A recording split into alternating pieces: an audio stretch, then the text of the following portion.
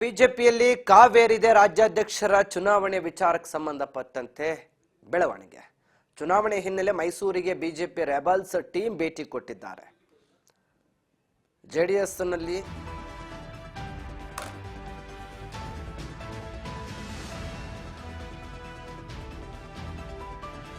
ಚುನಾವಣೆ ಹಿನ್ನೆಲೆ ಮೈಸೂರಿಗೆ ಬಿಜೆಪಿಯ ರೆಬಲ್ಸ್ ನಾಯಕರ ಭೇಟಿ.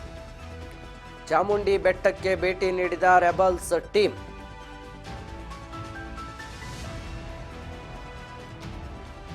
ಕಾವೇರಿದ ರಾಜ್ಯಾಧ್ಯಕ್ಷರ ಚುನಾವಣೆ ಹಿನ್ನೆಲೆ ಮೈಸೂರಿಗೆ ಬಿಜೆಪಿಯ ನಾಯಕರು ಭೇಟಿಯನ್ನು ಕೊಟ್ಟಿದ್ದಾರೆ.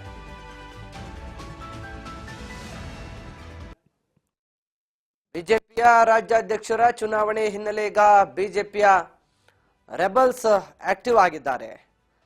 ಬಿಜೆಪಿ ರಾಜ್ಯಾಧ್ಯಕ್ಷ ಸ್ಥಾನಕ್ಕೆ ಚುನಾವಣೆ ನಡೀತಾ ಇರುವ ಕಾರಣ ರೆಬಲ್ಸ್ ನಾಯಕರೀಗ ಭರ್ಜರಿ ಸಿದ್ಧತೆಗಳನ್ನು ಮಾಡಿಕೊಳ್ತಾ ಇದ್ದಾರೆ. ಈಗಾಗಲೇ ಮೈಸೂರಿಗೆ ಭೇಟಿ ಕೊಟ್ಟಿದ್ದಾರೆ. ಮೈಸೂರಿನ ಚಾಮುಂಡಿ ದೇವಿಯ ದರ್ಶನಕ್ಕೆ ತೆರಳಿದ್ದಾರೆ ರೆಬಲ್ಸ್ ನಾಯಕರು. ಈ ಮೂಲಕ ರೆಬಲ್ಸ್ ನಾಯಕರು ಮತ್ತೆ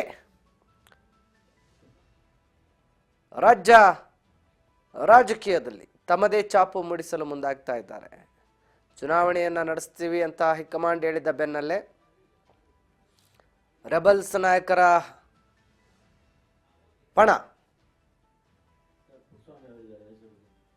ನಾಯಕರ ಬಣ ಈಗ ಸಿದ್ಧತೆಯನ್ನು ಮಾಡಿಕೊಂಡಿದೆ. ಈ ಬಗ್ಗೆ ಮಾತಾಡ್ತಾ ಹೋಗೋಣ.